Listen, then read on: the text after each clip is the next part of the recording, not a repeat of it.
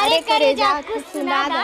अरे अरे हई गर्मिया में बहुत हलूक सुखा जेबू लोग। अरे हई गर्मिया में बहुत हलूक सुखा जेबू लोग। और रे करे जा सुना हई रख मड़ैया ए जा कूलर एसी का हवा ना मिली जा देखा कोनो कोने कतरे हथवा में डोलाए वाला बेना पा जेबू लोग।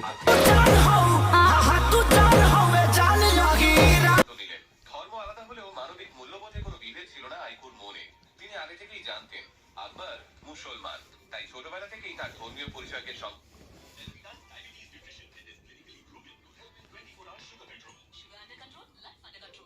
জানাতে স্থানীয় মসজিদের এক মৌলবীর কাছে নিয়ে যান। সেখানে আকবর শিখতে থাকে কোরআন, নামাজ। আইকু নিজে হিন্দু হওয়া সত্ত্বেও এই ছোট্ট ছেলেটি নিজের ধর্ম যেন হারিয়ে না যায় সেই দায়িত্ব নিজের কাঁধে নিলেন। ধর্ম আলাদা হলেও পিতৃত্বের আবেগে যে কোনো ভেদাভেদ থাকে না, এই চিরন্তন সত্যটাই আরো একবার প্রমাণ করলেন আইকুলাল। স্থানীয় মুমতাজ ইন্টারমিডিয়েট কলেজের স্কুলে আকবরকে ভর্তি করলেন আইকু।